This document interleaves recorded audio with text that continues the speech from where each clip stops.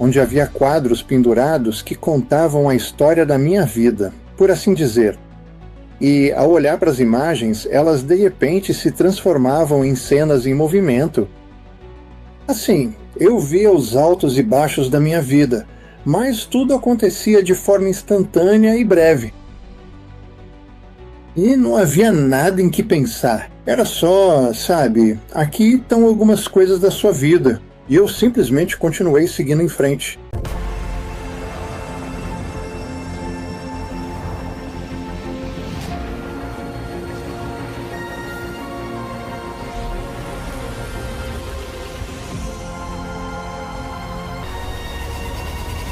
Então, o começo. A família da minha esposa tem 5 pessoas que fazem aniversário em agosto, então a gente costumava fazer uma festa de aniversário coletiva. E esse ano decidimos fazer a festa em um lugar chamado Sleepy Hollow Lake, que fica logo ao sul de Albany, Nova York, a capital do estado.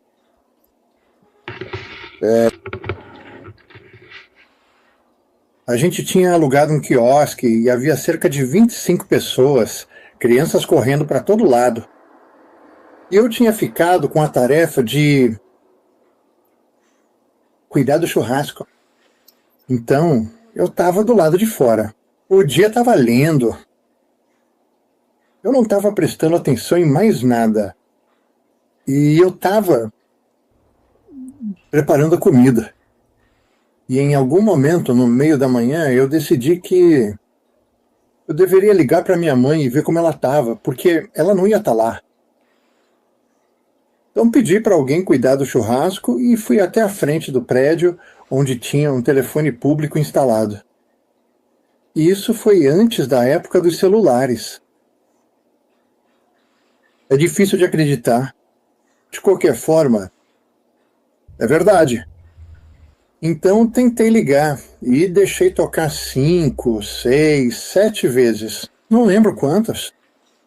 E ela não atendeu. Então eu já estava me preparando para desligar o telefone.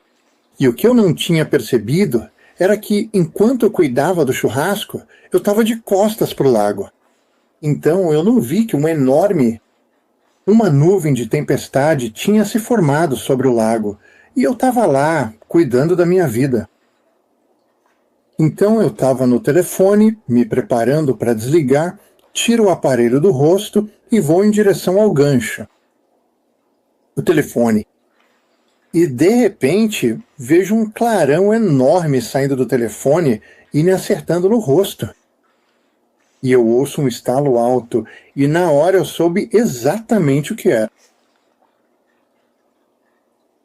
E eu sabia que era um raio. E aquilo simplesmente me jogou para trás como se eu fosse uma boneca de pano. Eu fui lançado para trás. E então, de repente, enquanto eu voava para trás, tive uma sensação estranha de estar indo para frente. E eu fiquei completamente confuso. Eu me lembro de estar de pé.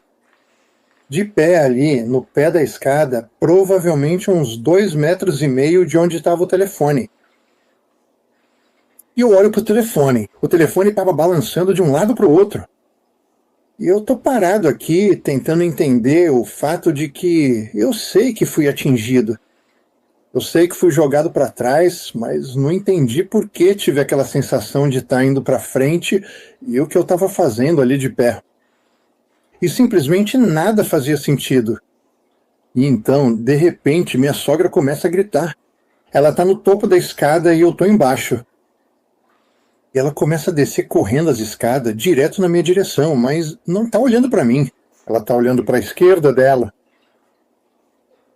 E eu lembro de pensar, que diabos está acontecendo? E quando ela desceu as escadas, eu estava parado bem baixo e ela simplesmente parecia que não me via. Eu fiquei tipo, que diabos? E ela virou para a esquerda. Então eu me virei e comecei a segui-la. E eu dei uns 3 ou 4 passos e, de repente, me deparei comigo mesmo no chão. E eu me lembro de pensar, puta merda, tô morto. E fiquei absolutamente chocado, sem trocadilho. Eu sempre achei que, sabe, quando você morre, há algum tipo de aviso. Havia alguma coisa assim, nos apitos, qualquer coisa. Não foi nada. No segundo, eu estava aqui, no segundo seguinte, não sei onde estava. E eu conseguia ouvir todo mundo.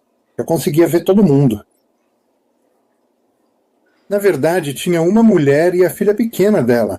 Elas estavam atrás de mim, esperando para usar o telefone. Acontece que ela era enfermeira.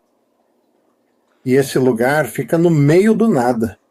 Então, sabe, quão louco é ser atingido por um raio e ter alguém ali que é enfermeira para começar a fazer RCP na hora.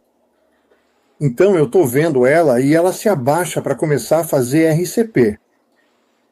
E eu consigo ouvir todo mundo. Eu consigo ver todo mundo. Eu continuo gritando, mas ninguém consegue me ouvir ou me ver.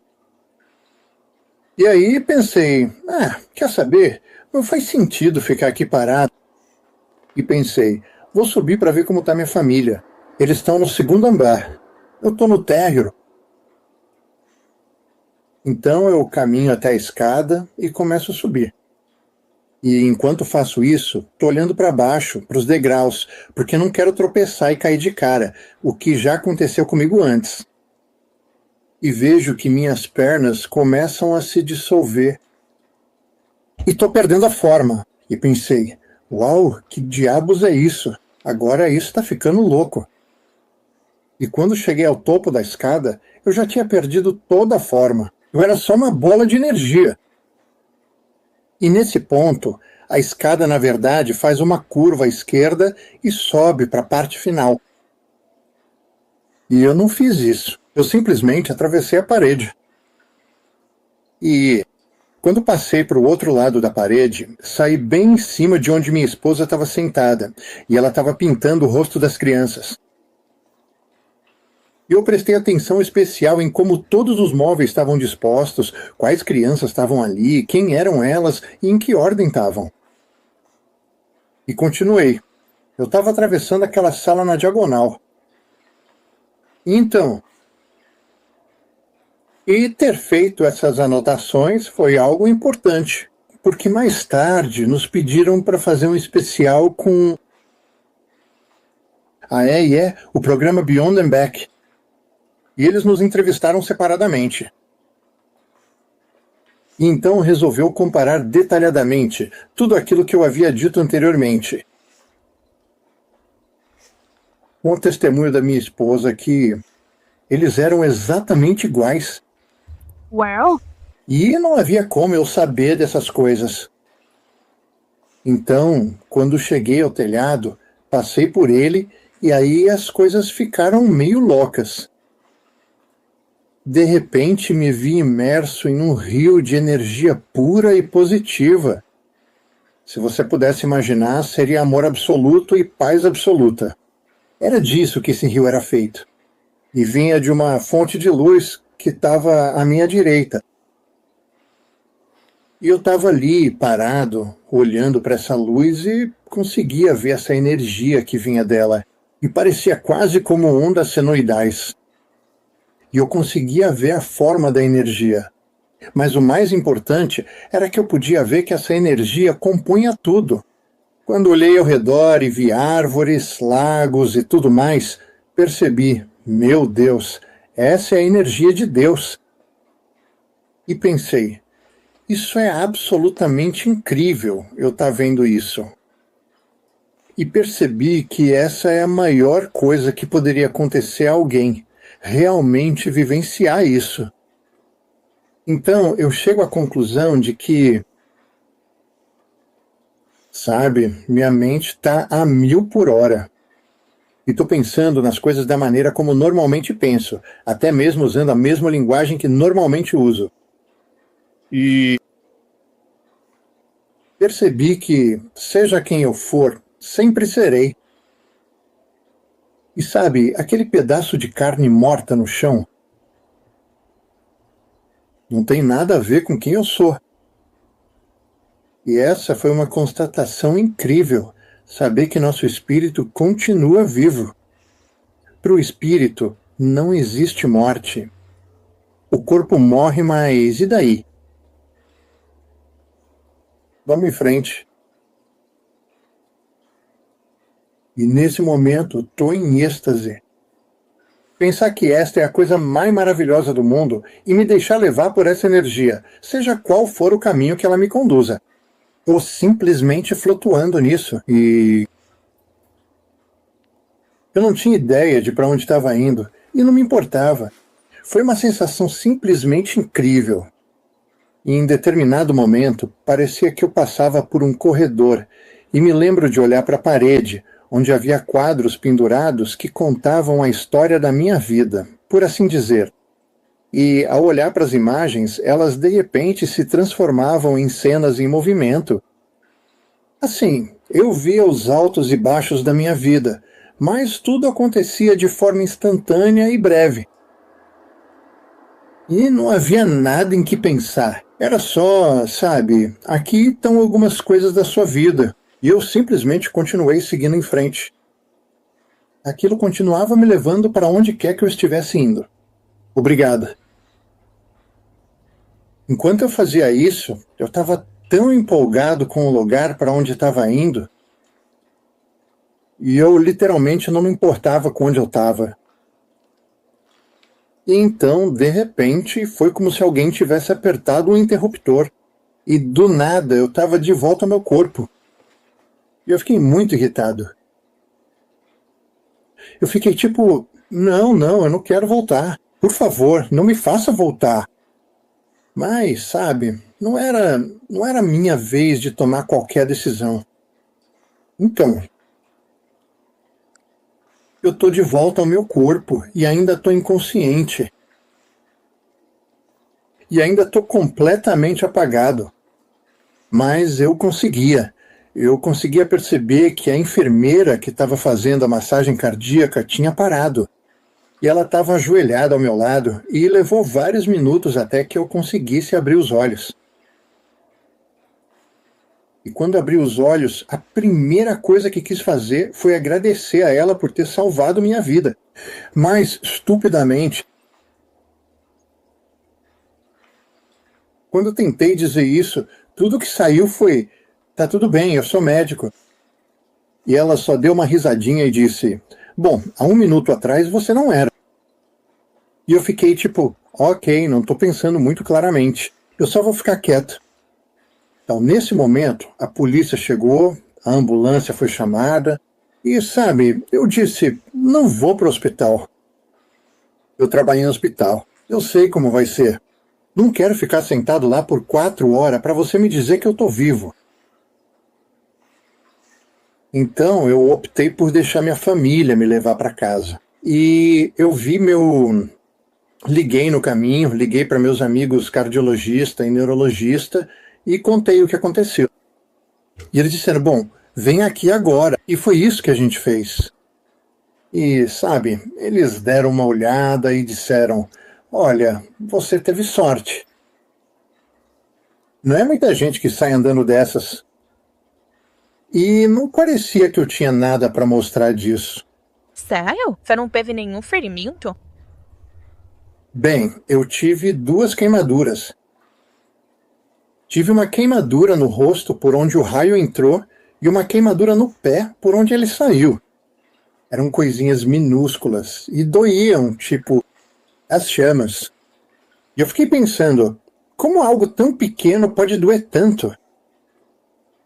Mas, sabe, milhões de volts estão passando por ali. Eles acabam... Urinária. Eles preparam algumas coisas durante o trajeto. E assim, a única coisa que era diferente era que eu não conseguia lembrar o nome das pessoas nem das doenças. Quero dizer, eu podia te contar tudo que havia para saber sobre a pessoa, mas conseguir lembrar o nome? Não. E era muito estranho. E a mesma coisa acontecia com os processos de doenças. Eu podia te contar tudo sobre a doença. Se você me perguntasse qual era o nome, eu olharia para você com cara de bobo e diria, bom, eu sei qual é, mas não consigo encontrar agora. E isso durou cerca de uma semana. E depois passou. Então eu voltei ao que eu achava que era o normal. E aí voltei a trabalhar. E nesse ponto eu estava intrigado. Eu fiquei tipo, ok. Sabe, e comecei a pensar, sabe, qual é a probabilidade de ser atingido por um raio, em primeiro lugar, e qual é a probabilidade de ele perder corrente suficiente antes de chegar até você, que tenha sol suficiente para te matar, mas não para te transformar numa batata frita? Então, sabe, pensei nessas coisas e disse a probabilidade de todas essas coisas acontecerem, incluindo ter uma enfermeira ali do lado, só por precaução, caso eu recebesse um pouco demais,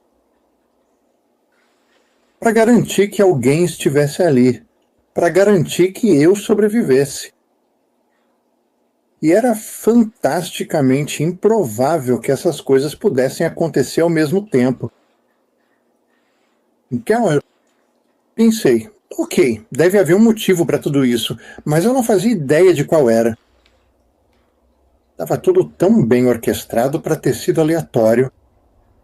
E como Einstein costumava dizer, Deus não joga dados. Então, seja lá o que aconteceu, aconteceu por um motivo. E aconteceu porque alguém quis que fosse assim. Mas, sabe, Deus não fala muito. E, infelizmente,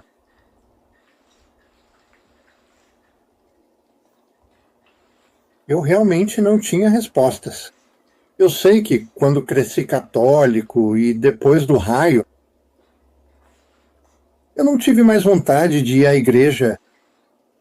Me tornei muito espiritual, mas menos religioso.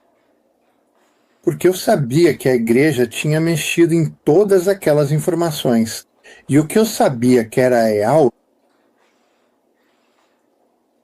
não foi escolhido para ser apoiado pela igreja. Quais foram algumas das maiores mudanças nas suas crenças depois da sua experiência de quase morte? Eu realmente acredito que existe uma vida após a morte. Você está aqui para aprender, experimentar e crescer. E o objetivo final é conseguir se tornar um com a fonte. Mas você não consegue isso de graça. Você precisa ser capaz de provar que é digno desse processo. Então você continua passando por esse campo de provas, por assim dizer, onde você aprende. E você experimenta e, com sorte, ganha pontos suficientes, HN, para uma nota de aprovação que permita ir para o próximo nível de desenvolvimento espiritual. E eu acho que é isso que é todo esse processo. E não é um processo curto, a HN, não é um processo rápido. A HN, e pelo que eu li, existem múltiplas camadas de dimensões, sabe? Estamos na terceira densidade agora e a caminho da quarta. E, sabe, existem muitas entidades espirituais que estão na quinta, sexta, sétima e oitava densidades. E essa é a hierarquia para onde temos que ir. Mas você precisa ser capaz de se desenvolver até o ponto em que possa se formar de um nível para o próximo. E, basicamente, existem apenas dois caminhos espirituais. Existe o caminho do serviço a si mesmo e o caminho do serviço ao próximo. Se você escolher um caminho de serviço a si mesmo, você nunca conseguirá, você nunca chegará a lugar nenhum. Se você escolher um caminho de serviço aos outros, então esse é o caminho de Deus. É assim que você pode alcançar o próximo nível de desenvolvimento espiritual. E isso faz sentido. Não se trata de você. Isso está intimamente relacionado com todos os outros. E quanto mais cedo compreendermos essa realidade, mais cedo seremos capazes de evoluir e amadurecer nesse processo. Eu fico curioso sobre como, quando conversei com muitas pessoas, Elas parecem ter um conhecimento maior depois que vão para outro lado, ou muitas vezes recebem tipo um download de informações sobre como o universo funciona. Muito do conhecimento que você tem agora sobre o outro lado, isso foi meio que dado a você enquanto estava lá, ou são coisas que você estudou depois que voltou? Houve algum conhecimento que me foi dado. O mais importante é que nosso espírito é eterno e que, sabe, passamos por esse processo de reencarnação várias e várias vezes. E esse é o nosso caminho para aprender e evoluir para um nível mais elevado. Então isso foi algo que foi me dado como informação.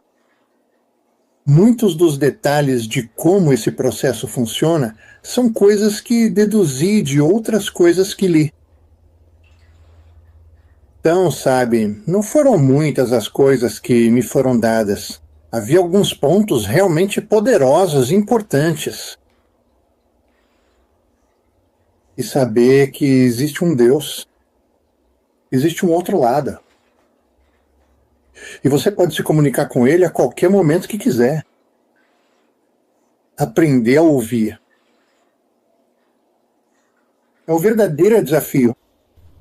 Bom, é difícil. É difícil. Não. Sinto que muita gente fala, e a parte mais difícil é ouvir a resposta. É difícil tirar os próprios pensamentos do meio. Tirar do processo. Sabe, uma das minhas amigas médiums,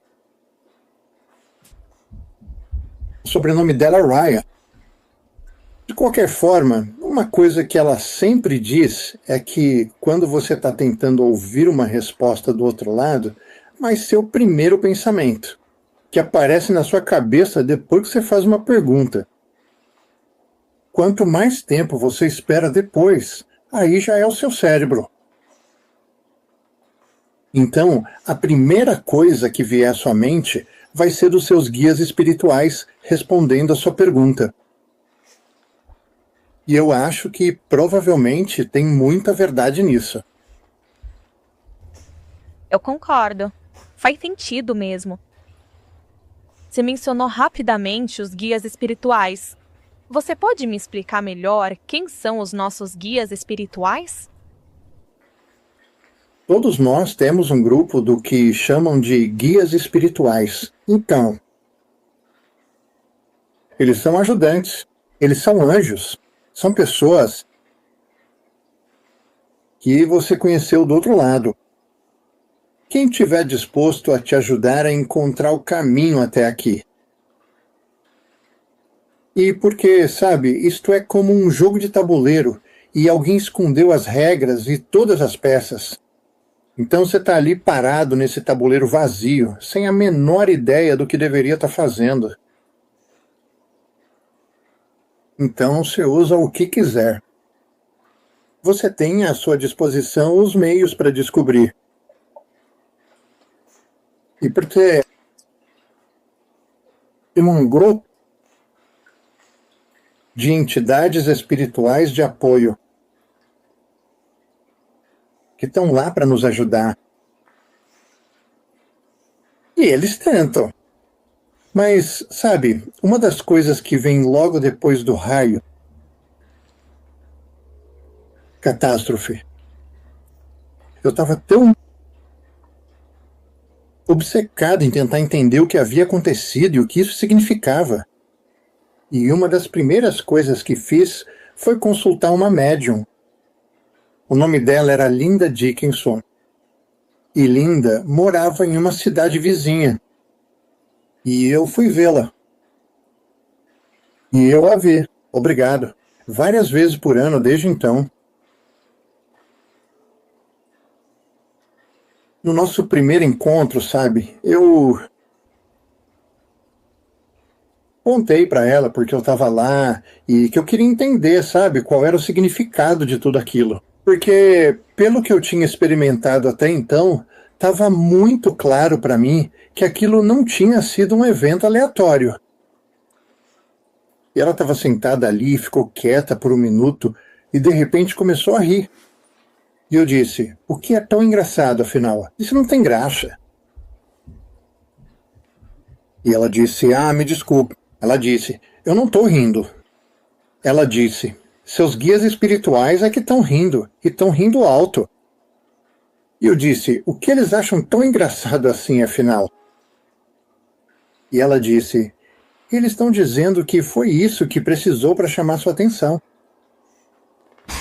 Eu disse, quer dizer que eles não conseguiram pensar em algo um pouco mais civilizado?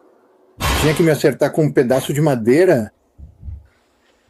E ela disse, sabe, você é um pouco lerdo. Não. Ela disse, foi isso que foi preciso para chamar sua atenção. E eu pensei, ok. E acho que havia muita verdade nisso. Voltei ao trabalho. E eu estava me perguntando, sabe, por que isso aconteceu? O que isso significava? E então, cerca de 2 semanas após o raio, comecei a sentir um desejo insaciável de ouvir música clássica para piano, o que foi uma grande mudança para mim. Eu era uma criança dos anos 60, era rock and roll, não havia realmente mais nada. Minha mãe me obrigou a ter aulas de piano quando eu tinha 7 anos, durante 1 ano, e eu odiei. Eu não queria ter nada a ver com piano. Eu queria ir jogar beisebol e futebol americano e pescar, porque é isso que crianças de 7 anos fazem. E eu nunca voltei. Então, para mim, querer isso na minha vida foi uma grande mudança. E no dia seguinte, uma das nossas babás apareceu e disse, eu vou me mudar e tenho esse piano vertical antigo que eu amo, que era do meu pai, e preciso de um lugar para guardá-lo por 1 ano até eu me estabelecer. Posso deixá-lo na sua casa? E eu pensei, ok, isso é bem estranho. Eu tenho essa ideia de que quero tocar piano, que quero aprender alguma coisa, e de repente ele aparece. E então, naquela semana, eu tive um sonho. E o sonho foi como uma experiência fora do corpo. E eu me lembro que estava entrando em um palco e estava caminhando em direção a mim mesmo. Então eu estou lá na frente do palco e estou em uma sala de concertos. Na verdade, estou dando um concerto de piano. Estou ouvindo a música e olhando para mim mesmo. E vou até lá, fico atrás de mim e escuto essa música. E, de repente, sou tomado pela percepção de que essa música não é de outra pessoa, é minha. Então eu realmente comecei a prestar atenção nela. E o final tinha um desfecho alto, estrondoso, e isso me acordou de um sono profundo. Então olhei para o relógio, eram 3h15, e eu pulei da cama e fui até o piano. E tentei tocar algumas das coisas que eu vi, mas eu não fazia ideia do que estava fazendo. Eu não sabia tocar e não sabia escrever. Então, nesse momento, pensei, dane-se isso, voltei para a cama. E aí, levantei às 5h30, que era meu horário normal para me preparar para o trabalho. E, a partir desse momento, sempre que eu chegava perto daquele piano, a música do sonho começava a tocar. Se eu tentasse ignorar, ela ficava ainda mais insistente. E começava a tocar na minha cabeça quando eu tentava fazer outras coisas. Tipo, eu tentando operar pessoas e a música tocando alto na minha cabeça. E aprendi muito rápido que eu precisava prestar atenção nessa música. Caso contrário, ela seria intrusiva e começaria a aparecer em momentos indesejados. Eu não queria que isso acontecesse. Mas sempre era exatamente igual. E isso era, sabe, uma das melhores coisas sobre isso. A música era baixada na minha cabeça exatamente do jeito que deveria ser. E então eu,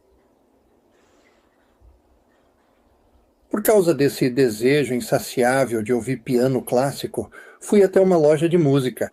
Tive que dirigir até Albany, que ficava a 1 hora de distância, porque não havia nenhum lugar por perto que tivesse CDs de música clássica. Não era um item de grande sucesso de vendas. E quando entrei lá, pareceu que aquele CD de Vladimir Ashkenazy tocando seu Chopin favorito saltou da prateleira direto para as minhas mãos. E eu pensei, ok, sabe, eu comprei o CD e comecei a ouvi-la, e a ouvir sem parar, o dia todo. Fiz com que todos os outros ouvissem. Tenho certeza de que minha família estava farta disso. Eu até fiz todo mundo no trabalho ouvir, e tenho certeza de que eles também estavam cansados disso. Mas percebi muito rápido que eu precisava fazer mais do que apenas tocar o CD. Eu precisava aprender a tocar essa música.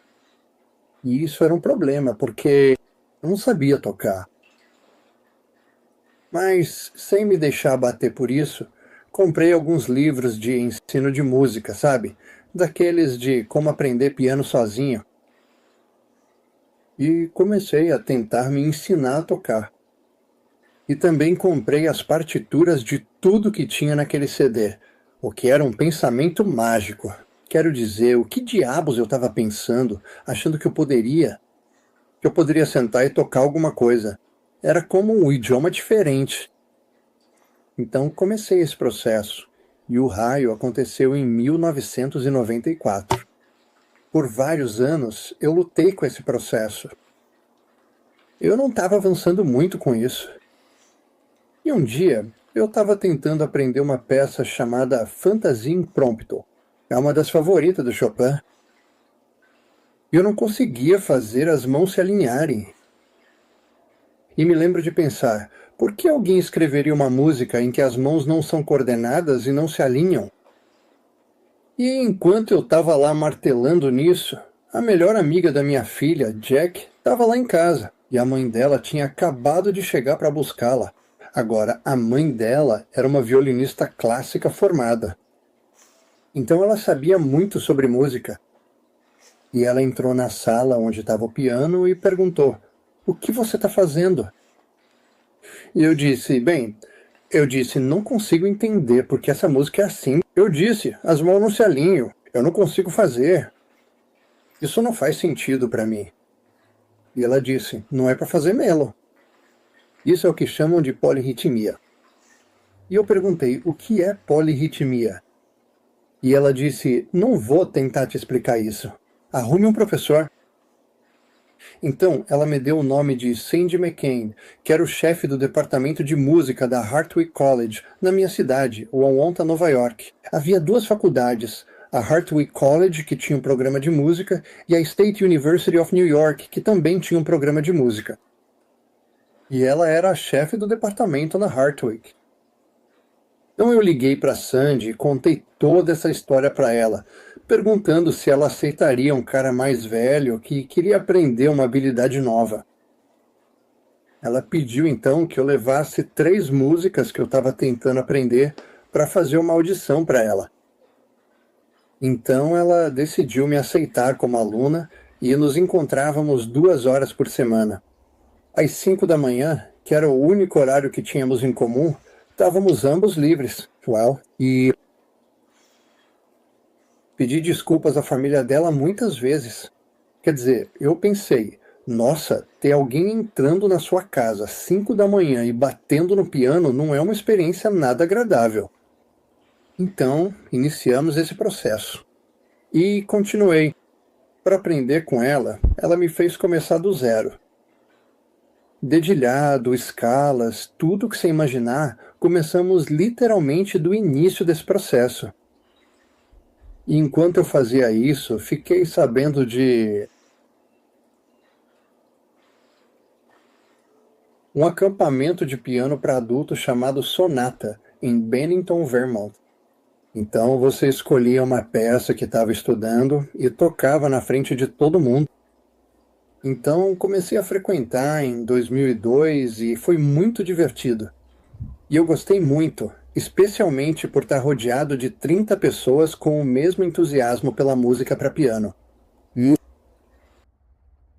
A irmã do dono estava lá, e o nome dela é Erika Vanderlinde Feidner. Ela disse, sabe, na verdade só existe uma pessoa que pode contar essa história. E eu disse, ok, quem é esse? E ela disse, Oliver Sacks.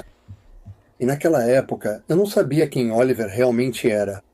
além do fato de ele ter escrito o livro Despertares e de ser neurologista. Mas Oliver era um famoso neurologista que também descobriu a cura para a doença de Parkinson. Mas eles eram amigos, e eu não sabia disso na época. E assim, depois que o acampamento de música terminou, cada um seguiu seu caminho. E naquele mês, recebi um telefonema de Oliver Sacks. E Oliver disse: "Sabe, encontrei a Erika, e ela me contou sobre esse cara maluco no interior de Nova York que foi atingido por um raio e tá ouvindo toda essa música." E eu disse: sou eu." Ele falou: "Eu estava pensando se você consideraria vir para Nova York. Gostaria que você fosse um dos meus pacientes. Tem um grupo de pessoas que passaram por coisas estranhas assim e desenvolveram habilidades que não tinham antes." E ele disse: "Gostaria de te avaliar. E ter você como parte do meu grupo?" E eu disse: "Claro." Então, em agosto de 2006, fui de carro até Nova York e pude passar um dia inteiro com Oliver Sacks, o que foi absolutamente incrível. Que homem incrível, que mente incrível. E, como descobri, ele também é pianista. E no apartamento dele, ele tinha o antigo piano de causa do pai dele. O piano Bechstein, para o qual tiveram que remover parte da parede para colocá-lo dentro do prédio, o que é meio louco, mas esse era o tipo de pessoa que Oliver era. E passamos o dia inteiro junto. E no fim das contas, estamos nos despedindo na porta da casa dele e ele me olha com aqueles olhos penetrantes. E ele diz: "A música de The Dream passou por muitos percalços para chegar até aqui. O mínimo que você pode fazer é escrevê-la." E eu fiquei tipo, uau! Sabe, vindo de alguém como ele, era quase como um decreto de Deus. E quando eu fui para casa dirigindo, a primeira coisa que fiz no dia seguinte foi ir a uma loja comprar um programa de escrita musical para computador chamado Sibelius. Então, se você toca algo no teclado conectado ao computador, ele gera uma partitura do que você acabou de tocar. E então, pensei, bom, acho que isso funcionaria para mim para eu conseguir escrever essa música. A essa altura, eu já tinha aprendido a tocar razoavelmente bem. E a música de The Dream sempre foi a mesma. E eu aprendi a tocar partes dela. Então, passei os 7 meses seguintes, todas as noites, desde a hora que eu chegava em casa. Até não consegui mais enxergar direito e trabalhei nessa música. E eu queria deixar tudo pronto. Para o meu acampamento de piano em maio de 2007. Esse era o meu objetivo. Então eu era simplesmente um fanático. Eu estava obcecado em terminar aquilo. E senti pena da minha família porque simplesmente abandonei todos.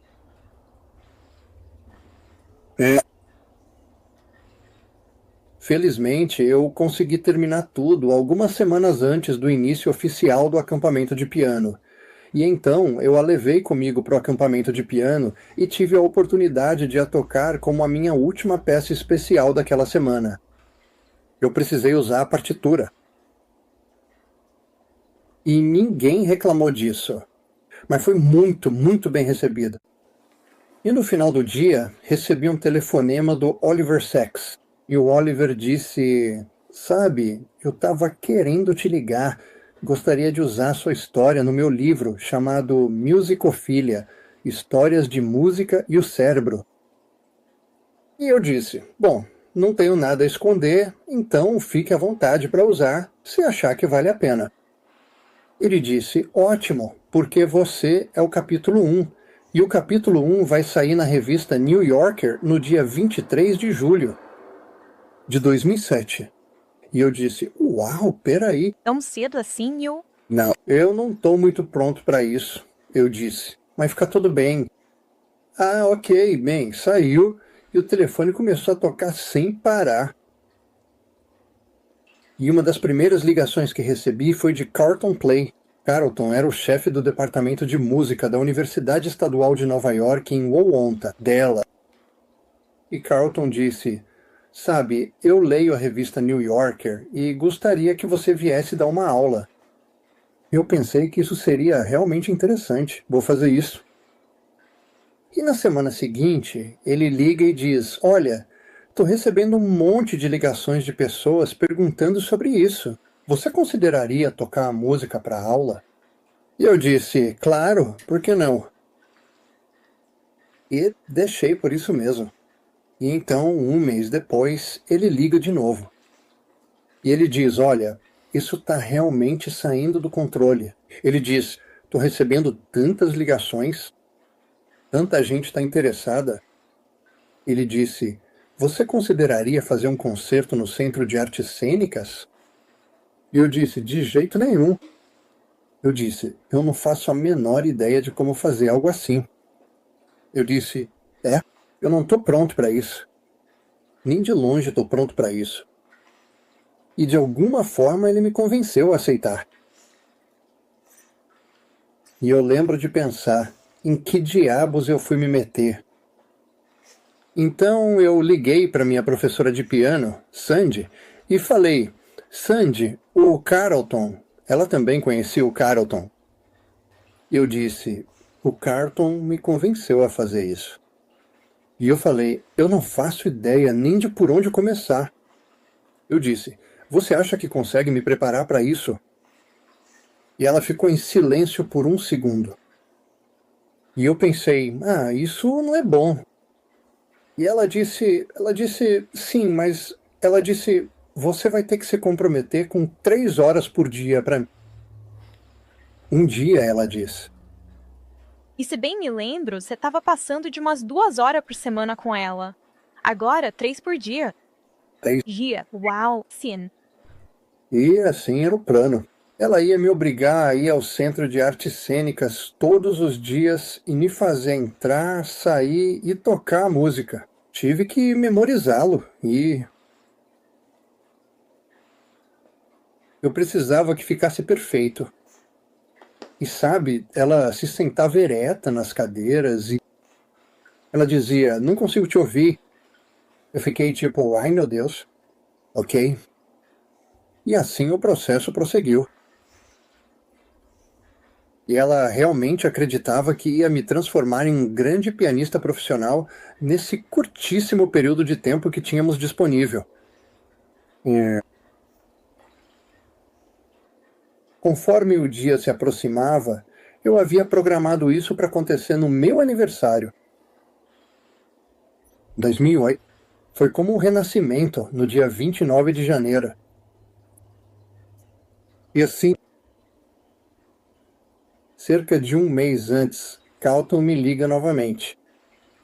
E ele diz, eu sei que você já está na programação para este show. Ele disse, mas tenho algo que precisamos discutir. E eu disse, o que é? Ele disse, tenho 3 emissoras de televisão que querem estar lá. Eu disse, você só pode estar brincando comigo. Ele disse, não estou brincando. Ele disse, a BBC One, a Granada Mídia e a televisão alemã querem todas levar equipes de TV para gravar isso. E eu pensei, eu não consigo fazer isso. Está muito acima do meu nível. E ele disse, bom, agora já é tarde demais para voltar atrás.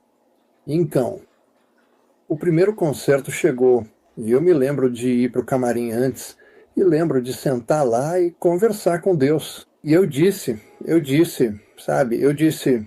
não me abandone e não me deixe lá sozinho. Eu disse, você vai envergonhar nós dois se eu estragar tudo. Então, eu disse o que precisava dizer. Fiz minhas orações e, quando chegou a hora, saí para um auditório lotado, sem lugar para sentar. E eu pensei, meu Deus! Olhei para cima e vi todas aquelas câmeras e luzes. Eu queria correr, eu ia simplesmente virar as costas e correr. De alguma forma, eu não consegui. Eu falei, dei uma palestra para o público porque queria que eles soubessem de onde vinha a música. Então sentei e comecei a tocar. E toquei as 3 peças musicais que havia composto até então. A única peça que eu carinhosamente chamo de Sonata do Relâmpago, mas na verdade está em forma musical, é uma fantasia em termos de musicologia. Mas eu toquei as 3 peças musicais. Consegui passar por isso sem me envergonhar. E então, na noite seguinte, fiz outro show. E então ganhou vida própria. Sabe, a música de O Sonho foi tocada por todo o país, em vários lugares diferentes. E eu pertencia a uma associação chamada Associação Internacional de Estudos de Experiências de Quase Morte, IANDS. E em 2012 fui palestrante principal nesse encontro e eles também me pediram para tocar música. Então eu fiz isso também. Já toquei essa música em vários encontros como esse, ao longo do tempo. Mas, você sabe, é que essa música simplesmente continua a entrar na minha cabeça o tempo todo. Geralmente, ele chega como se fosse um download.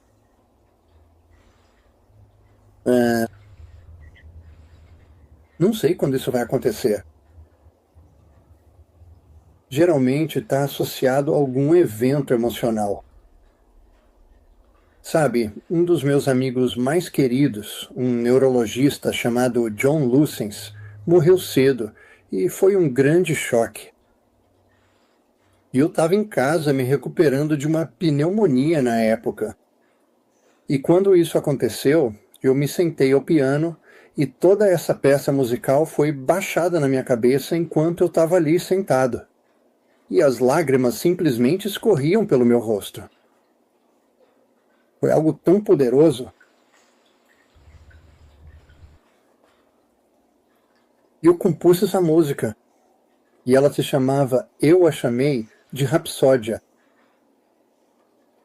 E foi dedicada ao John Lucens. Essa foi uma das músicas que toquei em 2008. Concerto. Well, e me diga uma coisa. Até os dias de hoje, você ainda continua recebendo esses incríveis downloads de música que parecem vir diretamente do céu? Sabe, eu gostaria de saber de onde, mas eles vêm de algum lugar que não seja eu, sabe? E isso é interessante. Ao tentar entender algumas dessas coisas, li sobre os grandes compositores e, você sabe, de onde vinha a música deles. E Mozart foi muito sincero e disse que sua música lhe chegaria em sua forma final. Tudo que ele precisava fazer era escrever. E isso é realmente... é assim que é. Vem de algum lugar, né? E, sabe, acaba sendo editado pelo autor, mas tá vindo de algum lugar. E eu queria saber de onde é. Mas, de qualquer forma, sabe, isso continuou. Ficou mais complexo. Com o passar do tempo, eu amo cada minuto disso. E, sabe, estou no processo de escrever um livro sobre todas essas coisas. E eu realmente acredito que isso é uma tarefa extremamente fundamental e importante para eu fazer agora, porque não se trata apenas de falar detalhadamente sobre minha experiência de quase morte e o que ela significou em minha vida, mas também para analisar minuciosamente toda a literatura que consegui encontrar e tentar finalmente conseguir atribuir algum sentido lógico a tudo isso. O que tudo isso significa? De onde tudo isso vem? De que maneira exatamente tudo isso se encaixa no nosso atual paradigma de vida cotidiana? E quais são as partes que realmente não sabemos? Por que você acha que foi assim? A música, e especificamente o piano, para o qual você foi tão atraído depois da sua experiência de quase morte. Ok, acho que tem mais nessa história que eu não entendo. Eu acredito piamente que as frequências musicais geradas pelas notas do piano podem ter um impacto profundo e positivo no cérebro das pessoas e podem, de alguma forma extraordinária, expandir significativamente o nível de consciência de todos nós. E digo isso porque, ao longo dos anos em que a interpretei, todas as vezes que a toquei em público ou em um concerto, as pessoas vieram até mim e comentaram: eu estava tendo visões, eu senti isso, eu senti aquilo. Chegou até gente me perguntando se podia vir à minha casa. E deitavam-se no chão debaixo do piano para que pudessem sentir a vibração. Portanto, acho que há algo mais nas frequências do que entendemos. E se isso altera a programação do DNA no cérebro ou se ajuda as pessoas a se curarem de alguma forma. Não sei, mas suspeito que isso seja uma parte importante de tudo isso.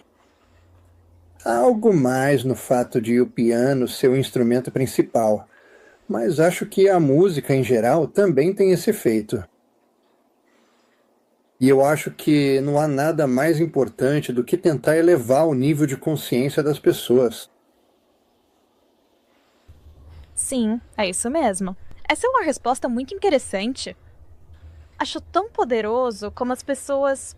Eu nunca tive visões ouvindo música, mas sinto que eu e todo mundo podemos ter reações emocionais intensas. E eu acho isso realmente lindo. Então, você acha que realmente estava no seu destino ser assim? Quer dizer, eu não sei o que eles estavam tentando te dizer. Ser compositor, falar sobre o pós-vida, tudo isso. Acho que um dos motivos de eu ainda estar aqui é porque tem uma mensagem que precisa ser passada para as pessoas.